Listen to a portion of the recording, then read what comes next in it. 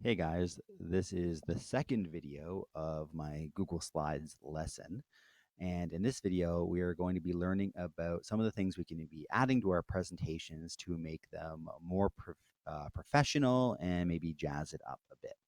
So again, I have this very simple presentation I've created. So I have a slide with my favorite TV shows and pictures, and a slide with my favorite animals and their pictures.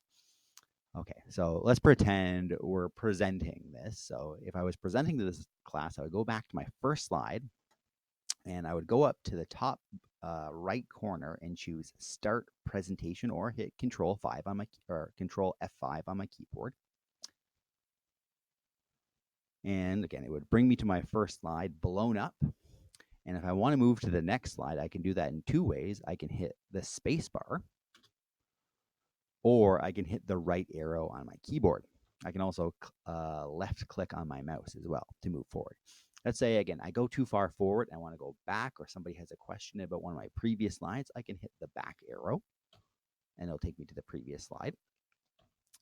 But right now, again, it's pretty plain. There isn't a lot of interesting kind of things to catch your eye here, and we're going to add two things.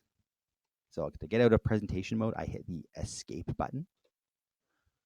And I want to add in something called transitions. So transitions are effects that happen or take place when you switch between two slides. So sometimes it's a fade in, fade out, or there's some type of 3D effect. So I want to put, again, a transition on my slide number 2. So in order to do that, I would click on it on the sidebar, go to Slide, and choose Change Transition. And right now there's no transition here. So I would choose, let's say, fade. And I'm going to put in a transition on my second one. I'll make it a different one. And I'll make it flip. So we'll go back to that first slide and present and see what that looks like. So I'm going to go to my first slide. Nothing different there. I click. And there's that fade in, fade out effect between my two slides. So that's one way of adding a transition. And I click again. There's a flip effect. So again, it's a little thing you can add. It makes your presentation look a little more professional. Okay, so that's one thing we can add. We can add in animations, and remember that's under the slide menu, under change transition. The second thing we're going to add in is animations. So that's where things appear or disappear on your slide, or there's some wacky effect.